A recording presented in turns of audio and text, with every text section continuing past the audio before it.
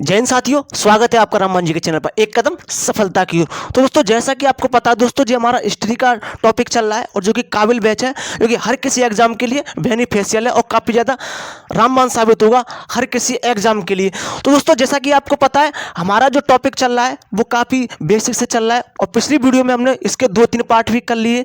अगर आपने वो वीडियो नहीं देखी तो उसको जरूर देखना। तो उसमें दोस्तों हमने जो बेसिक से देखा था पिछली वीडियो पूरा पाषाण काल, और अब देखेंगे मध्य पाषाण काल। काफी डिटेल से इसको देखेंगे, इससे काफी क्वेश्चन पूछे जाते हैं। तो चलिए प्रकाश को स्टार्ट करते हैं बिना किसी समय को बर्बाद की। मध्य पाषाण काल, मध्य पाषाण काल।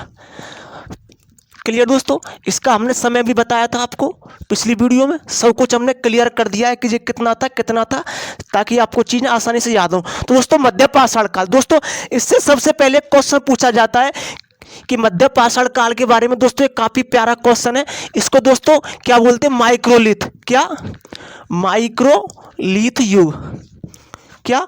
माइक्रोलिथ युग। दोस्तों इस काल में क्या हुआ था? दोस्तों इस काल में जो हथियार थे ना, वो मतलब छोटे छोटे प्रयोग होते थे। क्या? जो हथियार थे वो छोटे छोटे उन्होंने उनका रूप ले लिया। तो इस काल हमेशा क्या बोलते हैं? माइक्रोलिथ युग बोलते हैं।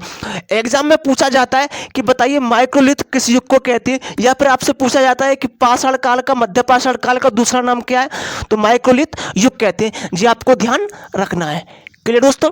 नेक्स्ट दोस्तों, आपको इसमें 2-3 जगह याद रखनी है। देखिए सबसे पहले आपको ध्यान रखना है दोस्तों, महादहा। कहा?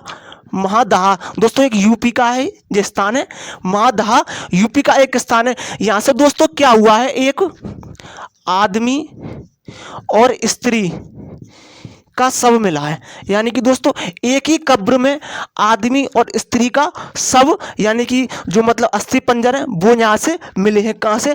महादहा यूपी से क्या मिला है हमें? आदमी और स्त्री का शव। इसे हम क्या बोल सकते हैं? युगल समाधान भी बोल सकते हैं। दोस्तों क्लियर? आदमी और स्त्री का शव मिला है एक ही कब्र से। क्लियर दोस्तों।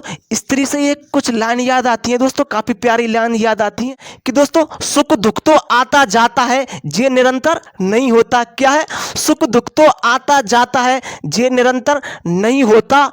वो घर स्वर्ग से बढ़कर होता है, जिस घर में बहू बेटी में अंतर नहीं होता। वो घर स्वर्ग से बढ़कर होता है, जिस घर में बहू बेटी में अंतर नहीं होता। तो चलिए दोस्तों इन्हीं के साथ अपनी क्लास को आगे चलते हैं। देखिए दोस्तों, तो हमने यहां पर किया। दोस्तों आपको दूसरा स्थान याद रखना है। दोस्तों दूसरा स्थान एक यूपी का ही है, तो उसका नाम क्या है? सराय नाहरगढ़। क्या है? सराय नाहरगढ़। ये भी कहाँ है दोस्तों? यूपी में है। सराय नाहरगढ़ ये भी कहाँ है दोस्तों? यूपी में है। यहां से दोस्तों क्या मिला है? ये भी काफी अच्छा है। यहां से दोस्तों हमें जो मिला है दोस्तों, यहां से कब्र में, क्या? कब्र में 3 शव। मतलब दोस्तों यहां से जो मिला है हमें सराय नाहरगढ़ यूपी से, एक ही कब्र में 3 शव मिले हैं। क्या? 3 डेड बॉडी मिली है एक ही कब्र में। जी आपको ध्यान रखना है। कहां से? सराय नाहरगढ़। जे कहां है? यूपी में है। कब्र में 3 शव मिले हैं। ये 2 स्थान आपको ध्यान रखने हैं। दोस्तों नेक्स्ट दोस्तों, हाँ इसमें लिख लो महादहा में एक और चीज लिख लो आप, कि यहां से दोस्तों हड्डी के आभूषण मिले हैं। क्या? हड्डी के आभूषण। हड्डी के आभूषण भी हमें कहां से मिले? यहीं से प्राप्त हुए। कहां? महादहा यूपी के स्थान से। क्लियर दोस्तों?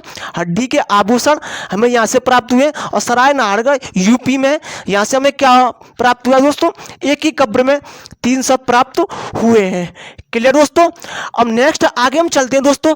इसी में देखते हो दोस्तों, इसी में आपको एक चीज ध्यान रखनी है, तीर कमान का प्रयोग हो चुका था। तीर कमान का यह प्रयोग हो चुका था। नेक्स्ट आपको ध्यान रखना है दोस्तों, मानव के अस्थि पंजर भी मिले। क्या? अस्थि पंजर। क्लियर? अस्थि पंजर यानी कि मानव के अस्थि पंजर मिले। नेक्स्ट आपको दोस्तों जो मेनली आपको ध्यान रखना है, वो ध्यान रखना है आपको, क्या? कि यहां पर पशुपालन होने लगा था। क्या? पशुपालन। क्लियर? पशुपालन होना लगा था। और जैसा कि मैंने आपको पिछली वीडियो में बता दिया, अब भी बता देता हूं, यहां पर जो पशुपालन हुआ था, सर्वप्रथम यहां पर क्या पाला गया था? कुत्ता। क्लियर? कुत्ते को दोस्तों यहां पर पाला गया था व्यवस्थित तरीके से। तो आपसे पूछा जाता है मानव द्वारा पाला गया प्रथम जानवर कौन सा था? तो कुत्ता था। किस युग से था? मध्य पाषाण काल। उसका दूसरा नाम क्या है? माइक्रोलिथ। क्लियर दोस्तों? नेक्स्ट आपको दोस्तों ध्यान रखना है कि यहाँ पर कुछ स्थान और हैं, जैसे कि मैं आपको बताता हूँ, इनको मिटा देता हूँ। जो आपको सारी चीजें पता होगी, तीर कमान, मानव के अस्थि पंजर। क्लियर। नेक्स्ट दोस्तों देखिए, कृषि के साक्ष्य। क्या हमारे कृषि के साक्ष्य भी तो मिले हमें। और दोस्तों आपको ध्यान रखना है, यहाँ पर जो कृषि के साक्ष्य मिले हैं वो कैसी थी, अव्यवस्थित। क्या अव्यवस्थित थी वो कृषि, यानी कि कोई व्यवस्थित नहीं थी। तो जी हमें कहाँ से मिले हैं, ये 3-4 जगह हैं। देखिए सबसे पहले आदमगढ़। क्या है, आदमगढ़, ये कहाँ है, एमपी में। क्लियर। नेक्स्ट क्या है, बागौर। क्या है, बागौर, ये कहाँ है, राजस्थान। कहाँ है दोस्तों, राजस्थान। नेक्स्ट आपसे पूछा जाता है सराय नाहरगढ़। क्या है, सराय नाहरगढ़, ये कहाँ है, यूपी में। क्लियर। कृषि के जो साक्ष्य मिले हैं वो अव्यवस्थित कृषि थी। आदमगढ़ एमपी, बागौर राजस्थान और सराय नाहरगढ़ यूपी, ये 3 स्थान है। आपको ध्यान रखना दोस्तों, बागौर, ये वाला स्थान आपको बागौर ध्यान रखना है। ये मध्य पाषाण काल में सबसे बड़ा स्थल है। क्या है, सबसे बड़ा स्थल है। कौन सा है, मध्य पाषाण काल का, बागौर। क्लियर।